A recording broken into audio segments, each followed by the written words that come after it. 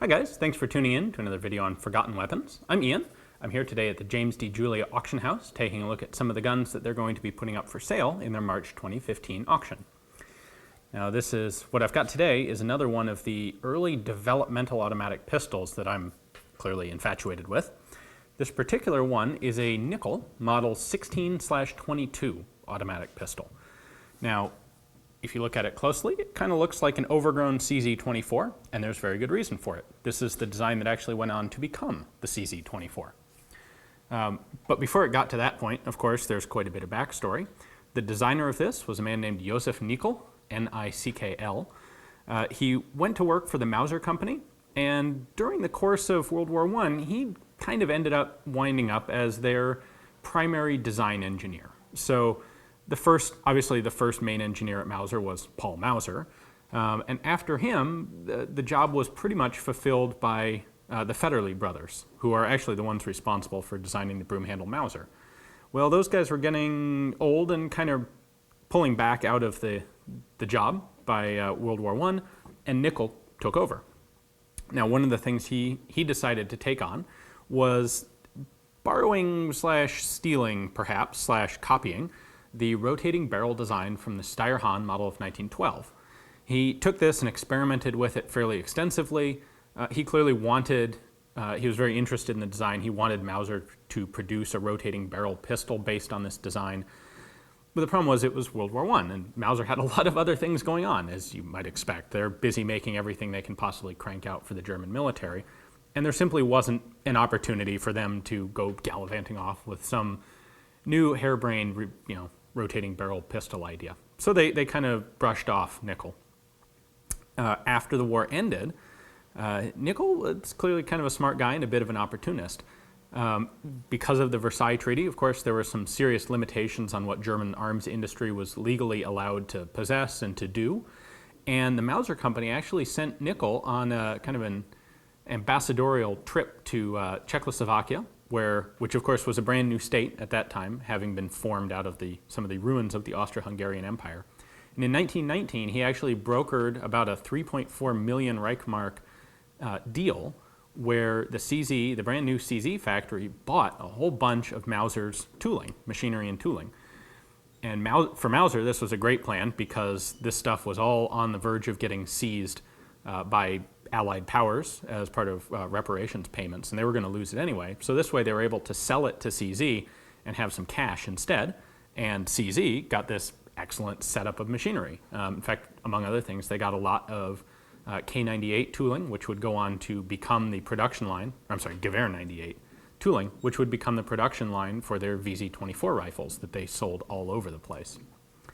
Anyway, while Nickl was down in Czechoslovakia arranging this deal, he also put together a nice little side project where CZ agreed to further develop and produce his pistol.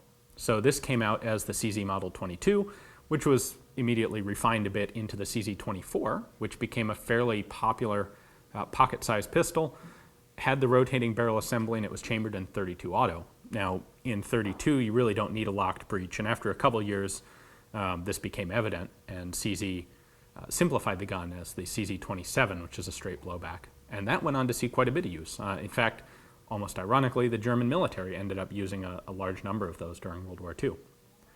Anyway, that's our backstory on the designer here. So let's skip back into World War I when he was trying to work on getting this pistol running. This particular one is in 9x19 Parabellum because he was hoping to make it a full-size military pistol. Let's bring the camera back and take a look at the insides of this thing. It's a pretty gorgeous pistol, and it's not quite one of a kind, but pretty darn close. So Josef Nickl's design here didn't change a whole lot from the initial 1916, this being a 1916/22 prototype, to the final CZ24 that is much more common and recognizable today. The way we disassemble this, first off, let's pull out the magazine. Like I said, this one was in 9x19, held, I believe, 8 cartridges. Then we're going to go ahead and cock the hammer. Actually, let me point out a few external features first. This is a single action gun, so trigger does nothing when the hammer's down. The hammer is mostly shrouded to keep it out of the way, but it does have serrations so that you can easily cock it by hand. The safety on these is this funky, weird system that Mauser actually used on its early pocket pistols, where to put the gun on safe, you pull down this lever, and to put the gun back into fire mode, you push the button, which pops the lever back up.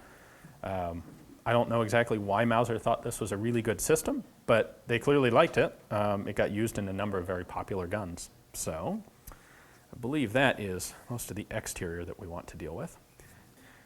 All right, so to disassemble the gun, we have this serrated tab and its matching button on the other side.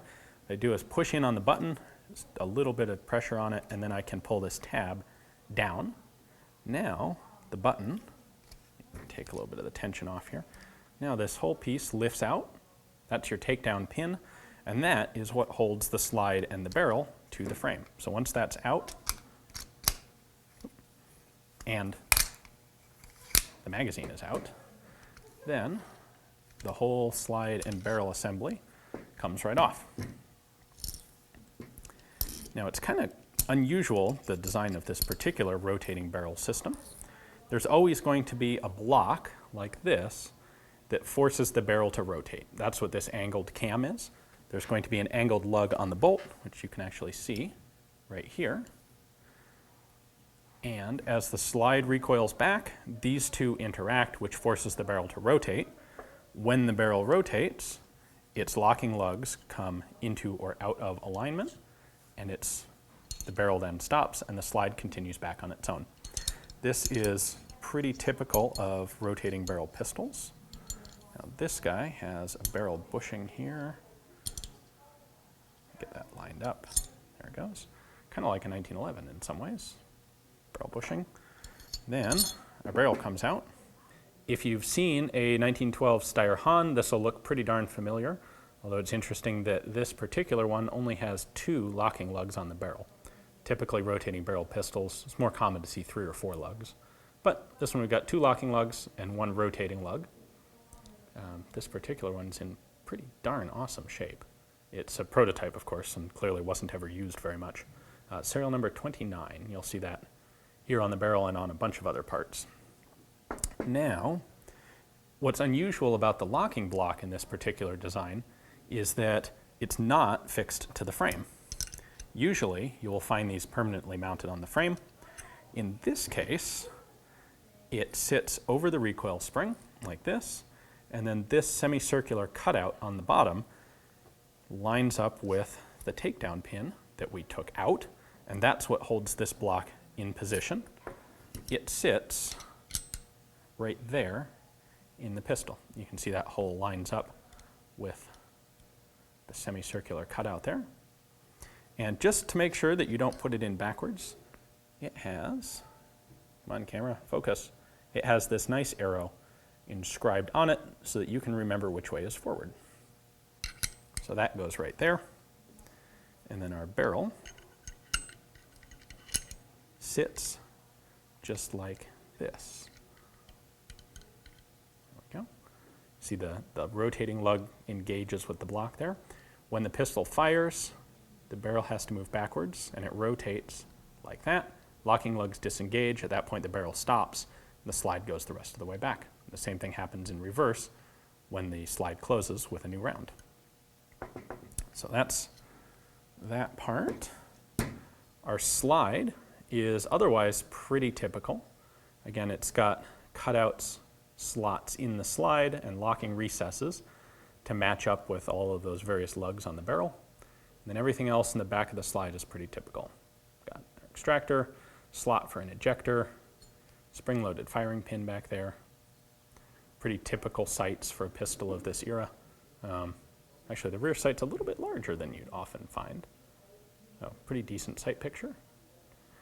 There's some more interesting stuff going on the frame that we will take a look at, though. All right, looking at the frame, we can see a couple other interesting elements of the pistol. One of them is this somewhat unusual little piece that flops around up top. This is part of a mechanism that causes the slide to automatically drop when a new magazine is inserted.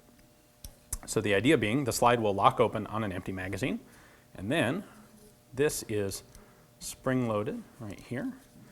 When it sticks up, it locks the slide. When I put in a new magazine, you can see that the magazine forces it down right into the track that the slide runs on. That allows the slide to drop. Now, we can take a look at the internals in another cool little feature. This side plate comes right off. I'm going to slide it up.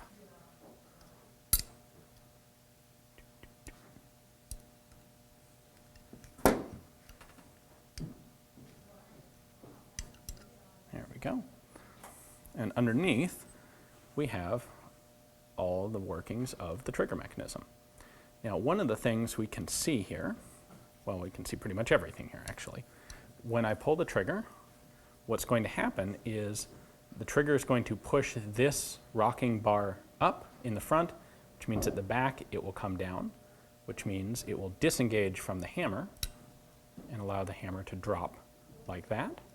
So that's the basic working of the trigger. Now, if I recock the gun, you can see how this safety works when the side plate's off. When I pull this lever down, this tab is lifted up and locks in place, and that prevents the trigger from moving because the back of this rocker bar can't go down. Pushing the button simply releases the catch holding this in place, and it's out of the way, and now you can fire. Well, I hope you guys enjoyed the video. Thanks for watching. If you'd like to purchase this pistol yourself, you can certainly do so. It's coming up for sale at the Julia Auction House in March of 2015. So if you click the link below, that'll take you to the catalog page for it. This is lot number 2233, so you can search for it by that number, pull up the detailed high-res pictures, the cataloger's description, all the details. Everything you need to know to either place a bid online or make some plans to come down here to the auction house and check it out in person. Thanks for watching.